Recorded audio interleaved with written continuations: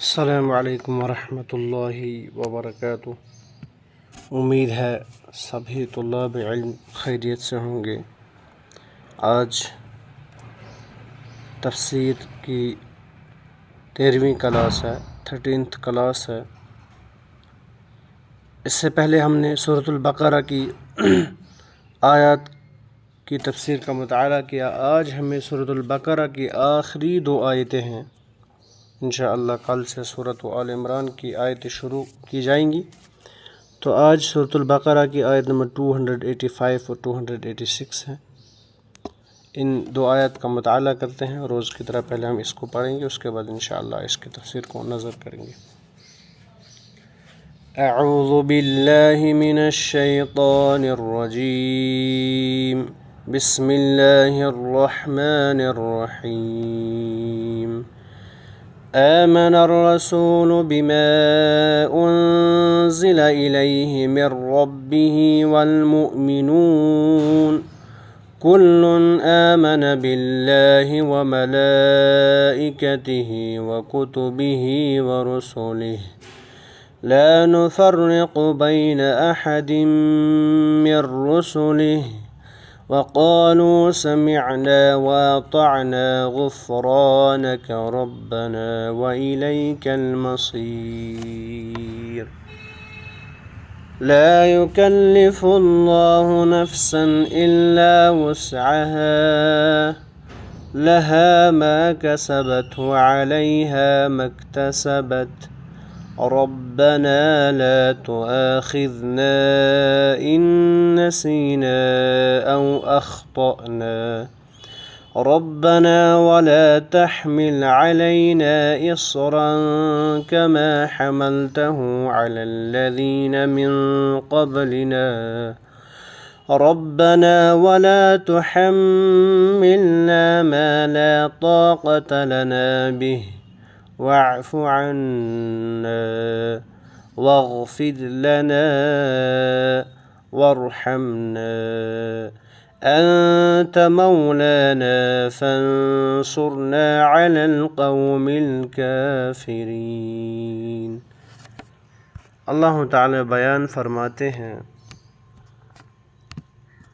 رسول ایمان لائے، آمن الرسول، رسول ایمان لائے اس چیز پر جو اس کی طرف، رسول ایمان لایا اس چیز کی طرف جو اس کی طرف اللہ تعالیٰ کی جانب سے اترے، بما انزل الیہ، والمؤمنون، اور مومن بھی ایمان لائے، یعنی رسول اور مومن اس چیز پر ایمان لے آئے جو اللہ نے ان پر نازل کیا۔ یہ سب اللہ اور اس کے فرشتوں پر، کل آمن، ان سب نے ایمان لایا کس پر؟ باللہ، اللہ پر، اس کے فرشتوں پر، اس کی کتابوں پر، اس کے رسولوں پر ایمان لائے۔ ٹھیک، رسولوں پر ایمان لائے، اور اس کے رسولوں میں سے کسی میں ہم نے تفریق نہیں کی۔ لا نفرق بین احد من رسول، انہوں نے کہہ دیا کیا؟ وقالوا سمعنا، کہ ہم نے سنا اور اطاعت کی، ہم تیری بخشش طلب کرتے ہیں، اور اے ہمارے رب ہمیں تیری ہی طرف لوٹنا ہے۔ اب اس آیت کی کریمہ کی تفسیر پڑھنے سے پہلے ہم دوسری آیت کا ترجمہ پڑھتے ہیں، کیونکہ دونوں آیت کی تفسیر ایک کے ساتھ بیان کی گئی ہے۔ پھر لا یکلف اللہ نفسا الا وسعها، اللہ تعالیٰ کسی جان کو اس کی طاقت سے زیادہ تکلیف نہیں دیتا۔ جو نیکی وہ کرے گا، لہا ما کسبت، جو نیکی وہ کرے گا اس کا ثواب اس کو ملے گا، اپنے لیے کرے گا، وہ اس کے لیے ہے۔ وعلیہا ما اکتسبت، جو برائی وہ کرے اور اس پر ہے، وہ اس پر ہے، یعنی اس کا وبال اسی کو ہے۔ اے ہمارے رب، ربنا لا تؤاخذنا، اے ہمارے رب اگر ہم بھول گئے ہیں، ان نسینا، اگر ہم بھول گئے ہیں، لا تؤاخذنا، ہمیں پکڑ نہ کرنا۔ اے ہمارے رب اگر ہم بھول گئے ہوں یا خطا کی ہو تو ہمیں نہ پکڑنا۔ ربنا لا تحمل علینا اصرا کما حملته علی الذین من قبلنا، اے ہمارے رب ہم پر وہ بوجھ نہ ڈال جو ہم سے پہلے لوگوں پر ڈالا تھا۔ ولا تحمل علینا ما لا طاقت لنا به، اور اے ہمارے رب ہم پر وہ بوجھ نہ ڈال جس کی ہمیں طاقت نہ ہو۔ واعف عنا، ہم سے درگزر فرما۔ واغفر لنا، ہمیں بخش دے۔ وارحمنا، ہم پر رحم کر۔ وانت مولانا، تو ہی ہمارا مالک ہے۔ فانصرنا علی القوم الکافرین، ہمیں کافروں کی قوم پر غلبہ عطا فرما۔ تو یہ دو آیات کریمہ کا ترجمہ، اس کے بعد تفسیر۔ مفسر رحمہ اللہ بیان فرماتے ہیں کہ اس آیت میں پھر ان ایمانیات کا ذکر ہے جن پر اہل ایمان کو ایمان رکھنے کا حکم دیا گیا ہے۔ یعنی اس آیت میں بعض ارکان ایمان کا ذکر ہے، یعنی اللہ پر ایمان، اس کی کتابوں پر ایمان، اس کے رسولوں پر ایمان، اس کے فرشتوں پر ایمان، ٹھیک ہے، وہ ملائکتی و کتبی و رسولی، اس میں 3 ارکان کا تذکرہ ہے۔ تو ایمان کو جن پر اہل ایمان کو ایمان رکھنے کا حکم دیا گیا۔ اور اگلی آیت یعنی جو اس کے بعد والی آیت ہے، لا یکلف اللہ نفسا الا وسعها، میں کیا ہوا؟ اللہ تعالیٰ کی رحمت اور شفقت اور اس کے فضل و کرم کا تذکرہ ہے کہ اس نے انسانوں کو کسی ایسی بات کا مکلف نہیں کیا ہے جو ان کی طاقت سے بالا ہو، جو دوسری آیت کی تفسیر میں ہے کہ اللہ تعالیٰ نے لا یکلف اللہ نفسا الا وسعها، انسان کو وہ چیز واجب نہیں کی ہے انسان پر جس کی اسے طاقت نہ ہو، وہ کام ہی نہیں رکھا ہے جس کی، وہ مصیبت ہی نہیں آتی ہے جو جس کی اس کو طاقت نہ ہو۔ ان دونوں آیات کی حدیث میں بڑی فضیلت آئی ہے۔ نبی صلی اللہ علیہ وسلم نے فرمایا جو شخص سورۃ البقرہ کی آخری 2 آیتیں رات کو پڑھ لیتا ہے تو یہ اس کے لیے کافی ہو جاتی ہے۔ یہ سورۃ البقرہ کی آخری 2 آیت کی بڑی فضیلت ہے۔ اسی طرح سے صحیح بخاری کی حدیث ہے۔ دوسری حدیث میں نبی علیہ السلام کو معراج کے رات جو 3 چیزیں ملی تھیں ان میں سے ایک نماز بھی تھی، ان میں سے سورۃ البقرہ کی یہ 2 آیتیں بھی تھیں۔ یہ 2 آخری آیتیں جو ہیں یہ بھی ان 3 چیزوں میں شامل تھی۔ صحیح مسلم کی حدیث۔ کہیں روایت میں یہ وارد ہے کہ اس سورہ کی آخری آیات آپ صلی اللہ علیہ وسلم کو ایک خزانے کے طور پر عطا کی گئی، ایک خزانے سے عطا کی گئی جو عرش الہی کے نیچے ہے، اور یہ آیات آپ کے سوا کسی اور نبی کو نہیں دی گئی۔ حضرت معاذ رضی اللہ تعالی عنہ اس سورہ کے خاتمے پر آمین کہا کرتے تھے، کیونکہ اس سورہ کے خاتمے پر یہ جو دعا ہے واعف عنا واغفر لنا وارحمنا، تو آمین کہتے ہیں۔ تو ان 2 آیات کی احادیث میں بہت زیادہ فضیلت ہے، خاص کر شام کو سونے سے پہلے پڑھ لینا کہ احادیث میں کافی ہو جاتی ہیں، اور بھی ان آیات کی بڑی فضیلت ہے اور ان میں دعا بھی ہے، تو ہمیں بھی ان آیات کو پڑھنے کا اہتمام کرنا چاہیے۔ اس کے بعد جو ہے دوسرا پارہ تو وہی تیسرا ہی ہے، لیکن تیسرا سورہ شروع ہوتا ہے سورۃ آل عمران، اس کے بارے میں بھی ہم تھوڑی جانکاری لے لیتے ہیں۔ کیا بیان فرماتے ہیں؟ سورۃ آل عمران جو ہے اس سورہ نمبر 3 ہے، کیونکہ سورہ نمبر 1 سورۃ الفاتحہ ہے، اور دوسرا سورۃ البقرہ ہے، اور تیسرا سورۃ آل عمران ہے۔ تو سب سے بڑی سورہ قرآن کریم میں کون سی ہے؟ سورۃ البقرہ۔ اور سب سے فضیلت والی آیت کون سی ہے؟ سب سے افضل ترین آیت؟ یہ آیت نہیں، یہ 2 آیتیں نہیں، بلکہ آیت الکرسی جو کہ سورۃ البقرہ میں۔ اور اگر ہم دیکھیں سب سے بڑی آیت کون سی ہے؟ سب سے بڑی آیت قرآن کریم میں وہ بھی سورۃ البقرہ میں، جو ہم نے پچھلے دنوں پڑھی، جسے ہم آیت الدین کے نام سے جانتے ہیں، جو قرض کے بارے میں سب سے بڑی آیت۔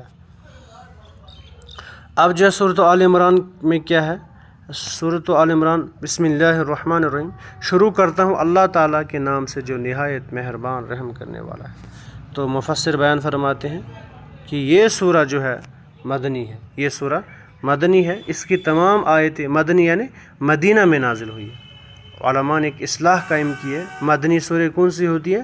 جو ہجرت کے بعد نازل ہوئی ان کو مدنی سورہ کہتے ہیں، اور جو ہجرت سے پہلے نازل ہوئی ان کو مکی سورہ کہتے ہیں۔ تو اس کی تمام آیات مختلف اوقات میں ہجرت کے بعد اتری ہیں، ٹھیک ہے۔ اس کی ابتدائی یعنی سورۃ آل عمران کی ابتدائی حصہ جو ہے یعنی 83 آیات تک عیسائیوں کے بارے میں ہے۔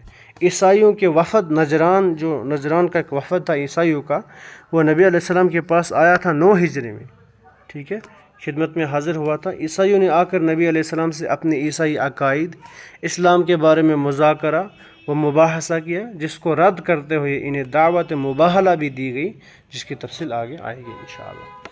تو اس سورے میں یعنی اس سورے کی ابتدائی 80 آیات، تقریباً 83 آیات میں صرف عیسائیوں کے بارے میں ذکر ہے۔ اب دیکھ لیجئے پہلے جو سورۃ البقرہ ہے، سورۃ البقرہ میں اللہ تعالیٰ نے کچھ آیات میں یہود کے بارے میں ذکر کیا، ان کے عقائد، ان کا رد وغیرہ، ان کا جو ہے ان کی برائیاں، وہ ساری چیزیں اللہ تعالیٰ نے سورۃ البقرہ میں ذکر کی۔ لیکن نصارہ کے بارے میں، عیسائیوں کے بارے میں اللہ تعالیٰ نے سورۃ آل عمران میں شروع کی 83 آیت میں ذکر کیا، خاص کر جو ایک وفد آیا تھا، یعنی نجران کا وفد نبی علیہ السلام کے پاس 9 ہجری میں آیا تھا، تو انہوں نے نبی علیہ السلام سے بحث مباحثہ کیا، اور اللہ تعالیٰ نے پھر ان کے عقائد کا ذکر کیا جو برے عقائد تھے، ٹھیک ہے، ان کے ساتھ مذاکرہ کیا، نبی علیہ السلام کے ساتھ عیسائیوں نے مذاکرہ کیا، بحث کی، کہا کہ ہم ہی ٹھیک ہیں، تو اللہ تعالیٰ نے ان کے برے عقائد کا تذکرہ کیا، اسی طرح سے ان کا رد کیا، اور ساتھ میں اللہ تعالیٰ نے اس میں یہ بھی ذکر کیا کہ اللہ کے نبی نے ان کو دعوت، یعنی اللہ تعالیٰ نے ان کو دعوت مباہلہ دی۔ مباہلہ کسے کہتے ہیں؟ مباہلہ ہوتا ہے کہ یعنی ایک دوسرے کو جب بحث ہو جائے کسی معاملے میں، ہر کوئی خود کو سچا اور دوسرے کو جھوٹا کہنے لگے، تو اس میں کیا ہوتا ہے مباہلہ میں، یعنی دونوں گروہ یہ کرتے ہیں کہ وہ دعا کرتے ہیں کہ اگر ہم جھوٹے ہیں تو اللہ تعالیٰ ہم پر لعنت کرے اور ہم پر عذاب نازل کرے۔ یعنی ایک تو مباہلہ کا معنی یہ ہوتا ہے لعن طعن کرنا، تو مباہلہ میں کیا ہوتا ہے کہ ایک گروہ کہتا ہے کہ اگر میں جھوٹا ہوں تو اگر ہم جھوٹے ہیں اللہ تعالیٰ ہم پر لعنت برسائے اور ہمیں دنیا میں ہی عذاب دے دے، تاکہ یہ واضح ہو جائے ہم جھوٹے ہیں۔ تو اللہ کے نبی نے پھر جو ہے عیسائیوں کے مباہلے کی دعوت بھی دی تھی، کیونکہ ہمارا دین سچا ہے، لیکن عیسائیوں نے جو ہے جب اللہ کے نبی نے اپنے گھر والوں کو بھی سامنے لایا، کہا کہ آپ بھی اپنے گھر والوں کو لائیے، اپنے ماں باپ کو لائیے، اپنے بہن بھائیوں کو لائیے، اپنے اہل کو لائے، اللہ کے نبی نے اہل بیت کو سامنے لایا، اس کے بعد جو ہے نصارہ نے مباہلے سے انکار کر دیا۔ تو خیر وہ آگے ذکر آئے گا، تو یہ سورۃ آل عمران ہے، کل سے انشاءاللہ سورۃ آل عمران کی پہلی آیت سے تفسیر کا مطالعہ ہم کریں گے۔ آج کے لیے اتنا کافی ہے۔ السلام علیکم ورحمۃ اللہ وبرکاتہ۔